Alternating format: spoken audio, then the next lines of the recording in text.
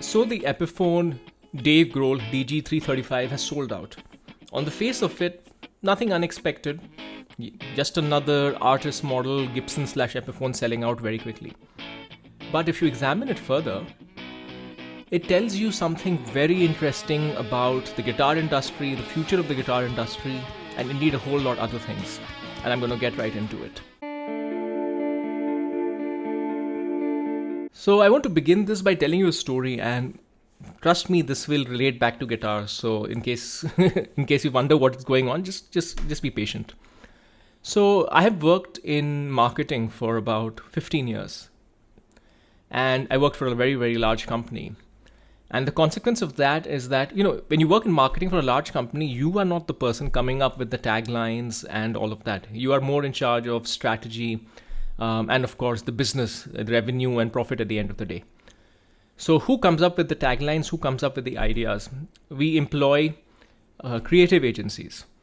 And the creative agencies are supposed to do two things. They're supposed to understand the customer that the company is trying to sell to very well. And then they're supposed to come up with ideas and whatever else that you can think of. So I have been presented to constantly over the last 15 years about what consumers are like, what people are like, what different generations are like.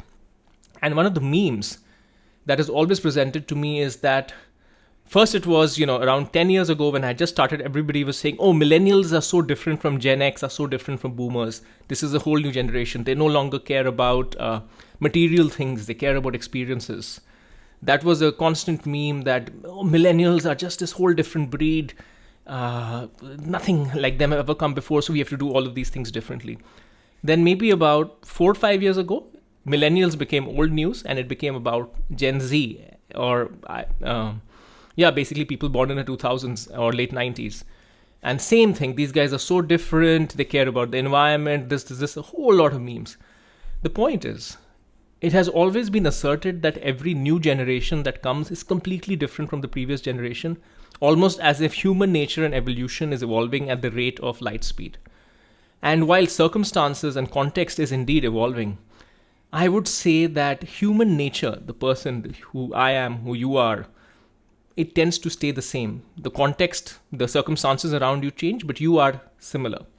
Now, what does this have to do with guitars? The Epiphone DG335 is very different from the previous signature guitars of Epiphone or Gibson.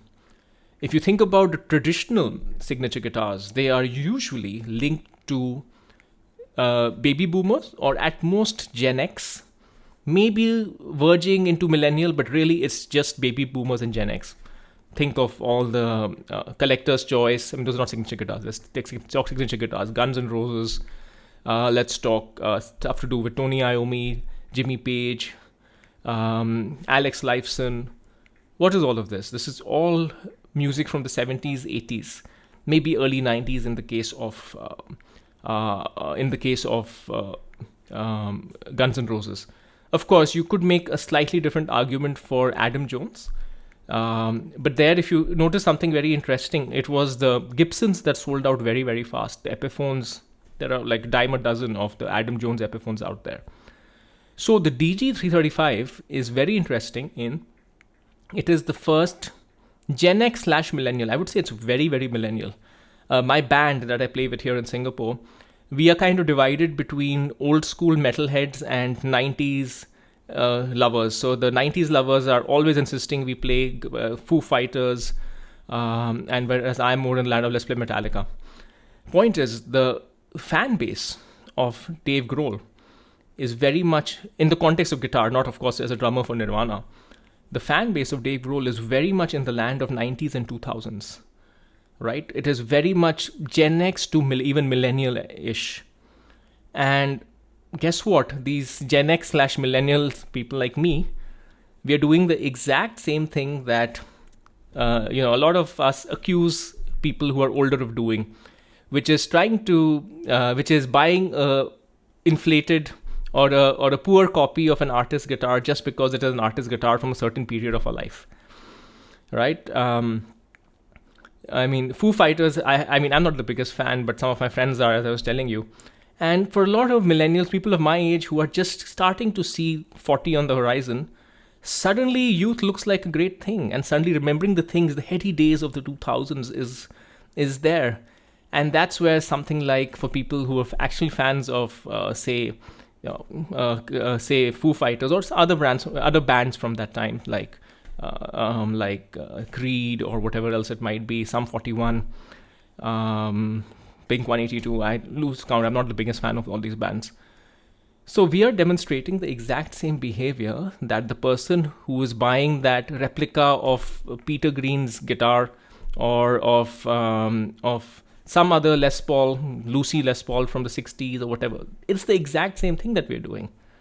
We are fetishizing the guitar that the music of our youth was played on, and we are now very more than happy to buy a replica of it. So what does this mean for the future of the guitar market? It means that the more things change, the more things remain the same. What I foresee in the next 5, 10, 15, 20, 25 years is the exact same thing that you saw, which is people replicating famous guitars of the 60s, 70s, and 80s. Now it's going to become the 90s, 2000s, maybe 2010s. 2010s doesn't really have much of a guitar culture, to be honest. It's more internet culture, which is a whole different thing.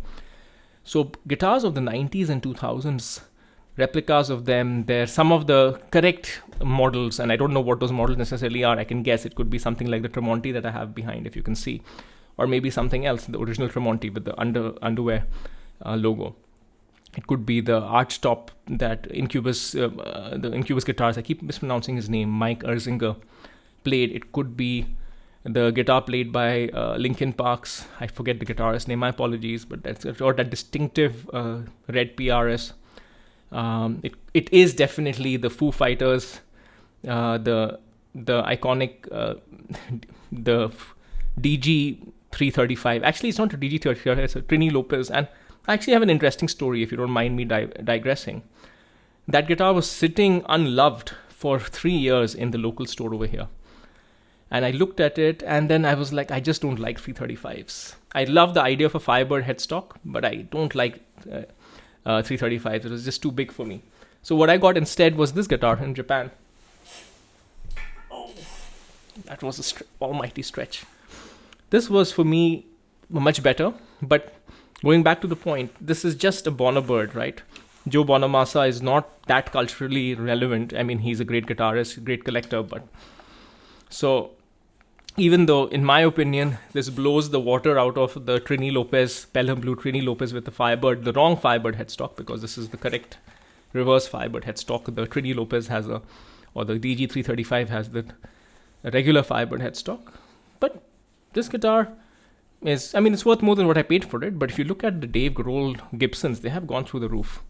So again, further proof that association with youth, that association with a certain time in your life, that association with nostalgia is not just restricted to baby boomers or Gen X.